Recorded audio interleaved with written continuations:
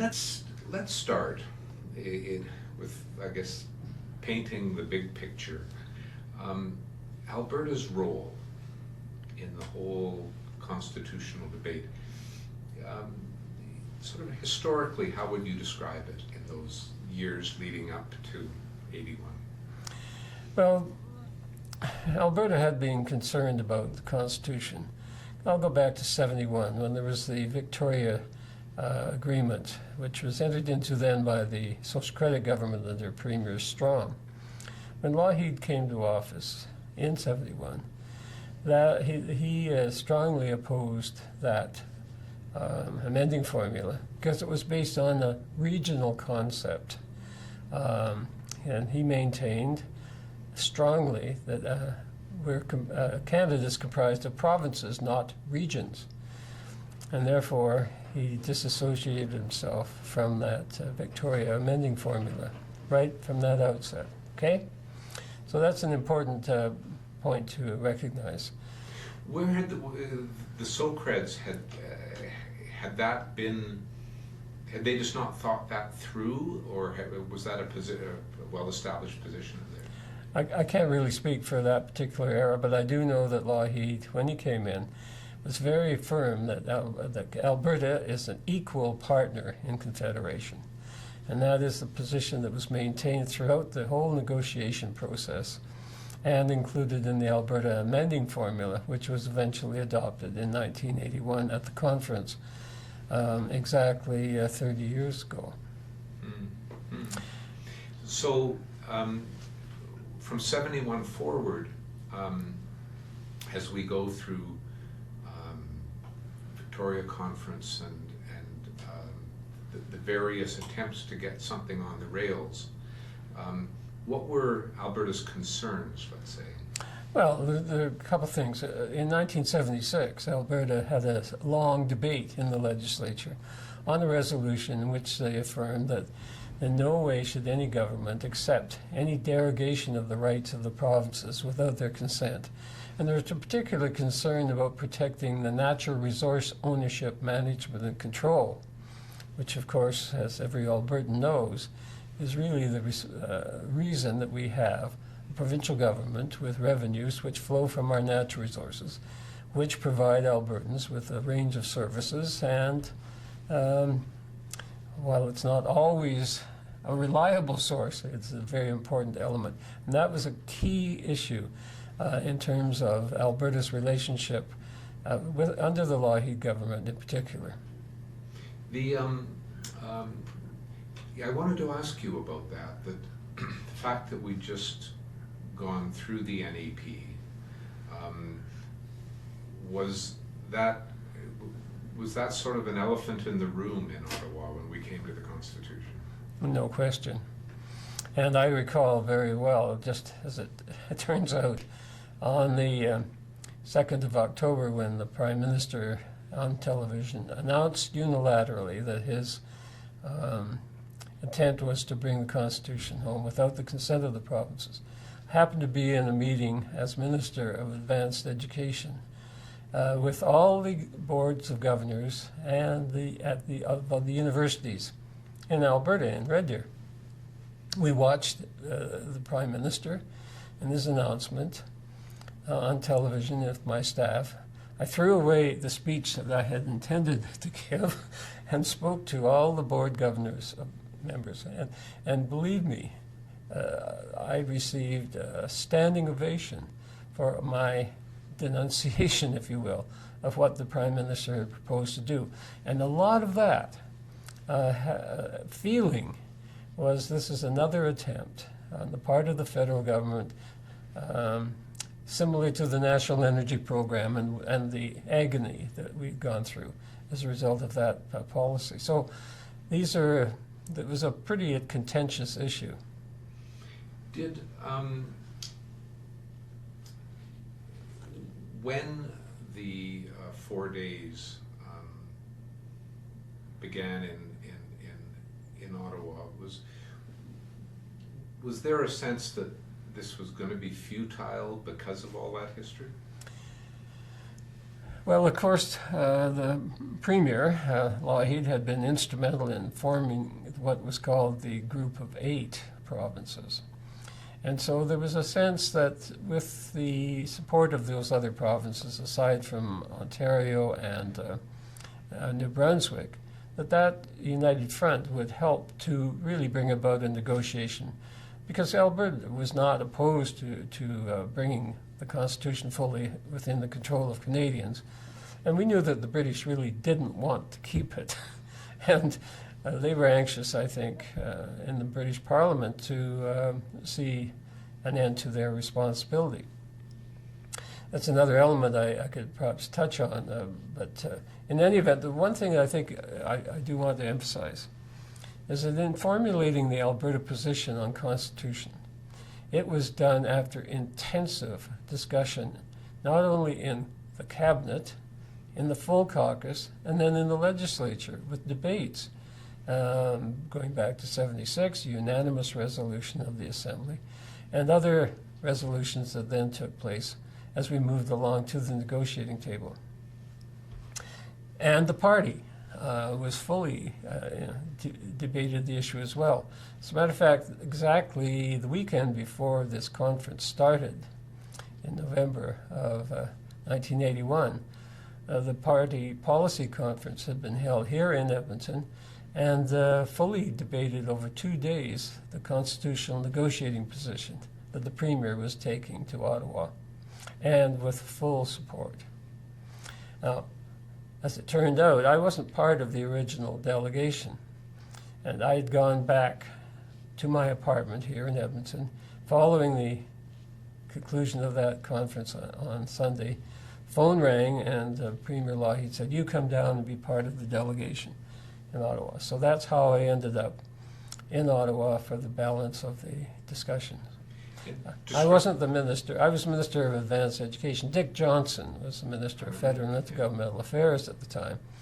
But I was part of the delegation, and I was in on the discussions as they went through to the conclusion. Describe for me what it felt like arriving. It's kind of interesting that you kind of came in at the 11th hour in a way. What did the room feel like? What were your feelings of that? Well, there was obviously a lot of tension, and the Group of 8 tried to, as you know, had already sat down and gone public back several months before that with a declaration about what they would want to see in the Constitution, including the amending formula. And so there was clearly that there was tension on the subject, and it's never been easy to amend the Canadian Constitution, as we certainly found out subsequently with Meech Lake and Charlottetown. But nonetheless, it was a time of tension and a lot of backroom discussions and corridor discussions, as well as the actual formal part of the meetings, which took place, first of all, in public, with opening statements, and then they moved upstairs to a smaller room. And I was sort of shuffled in and out of that room from time to time, so I saw some of the discussions, but not all of them. But I was certainly part of the Alberta caucus discussions that took place as we moved into the various meetings. Tell me a bit about Premier Lougheed. What, in terms of just his personality, what was the importance of his role as a premier? Without any question, he was a leader of, I believe, of the Group of 8 in terms of making sure that whatever constitutional arrangements arose from that discussion, that we wanted to ensure that there would be equality of the provinces in terms of how Canada is put together. He was very strong on that. And as I say, he had the full support of our cabinet caucus and the party and the legislature as a result of our debates. We didn't take this, it wasn't a case of the Premier just saying, this is the way it's going to be. It was really a way, and he's an outstanding leader in that way of making sure that everybody has an opportunity to express their views, and then sum up with a consensus that everybody could live with in terms of their understanding of the issues. And I think probably the best chairman of any meeting I've ever sat through in my whole career. How about in a confrontational situation like this, as you say, a room full of tension? Did that bring out the best in the Premier? Oh, yes. And he didn't jump in on every issue. He waited until he felt that there was an opportunity to really state cases, make them very clearly.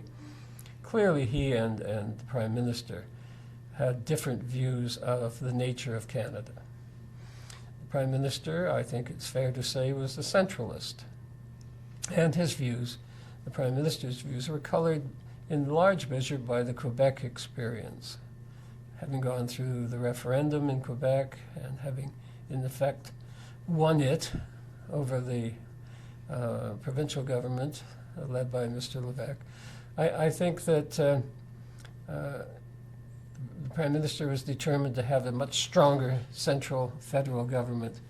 And we feel, I think, in Alberta, as did most of the other provinces, and the provincial government of Quebec, is that the provincial rights and responsibilities should be respected in any constitutional agreement that was achieved. Did, in terms of the relationship between Premier Lougheed and Prime Minister Trudeau, was that a fraught relationship, would you say? I think they respected each other and respected each other's points of view and agreed to disagree. I think that's the best way of putting it. And were they, I mean, I guess by this point they'd had quite a bit of history together, so they, in a sense, this was nothing new. No, and if you go back to the National Energy Program, clearly, that was a time when I think they had their first real confrontation, if you will. And eventually, a deal was arrived at with the federal government, which was not entirely satisfactory to Albertans. And eventually, that whole National Energy Program was dismantled by the Mulroney government. Yes. After some very interesting discussions took place in that era, but that's another issue. Mr. Clark's role at this time as leader of the opposition, was that an important voice? I think there's no question that as leader of the opposition, the tactics that they adopted to stall, if you will, the passage of the resolution in the federal parliament was very helpful in terms of coming to grips with the issue around the constitutional table. And of course we can't ignore the decision to go to the courts to seek interpretation as to whether or not unilateralism was in fact permissible under our constitutional procedures. And I think the Clark role in supporting the provinces in that was very important.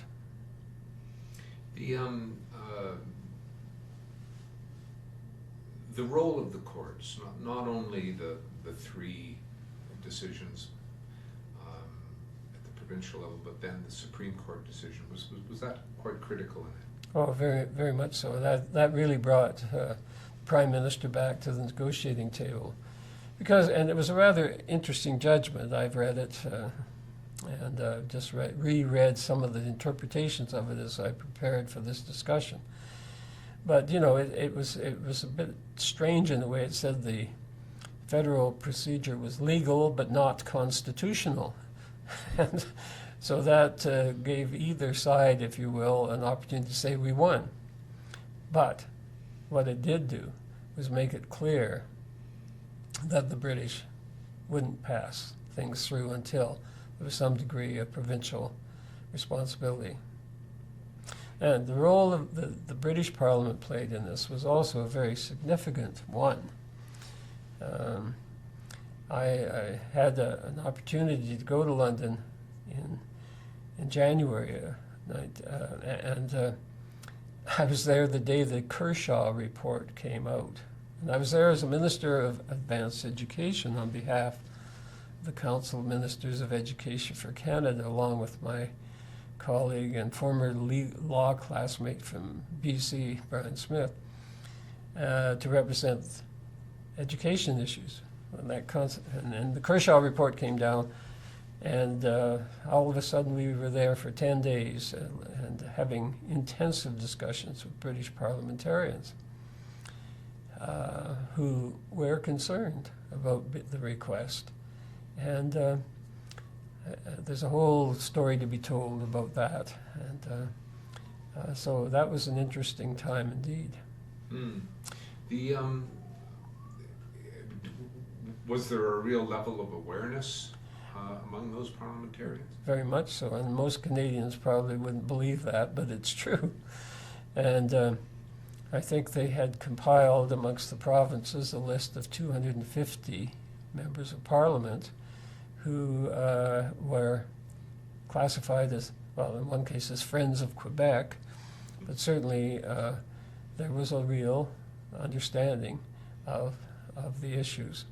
And really, from my discussions with British parliamentarians, which were very intensive and over that 10-day period, were that they didn't want to have this act and have to amend it, but they also, I think, recognized most sincerely that Canada did not belong solely, or the Constitution did not belong solely to the federal government. They recognized that Canada came together as a result of decisions made by former colonies that formed the provinces. And they recognized that they had a responsibility. They didn't want to have to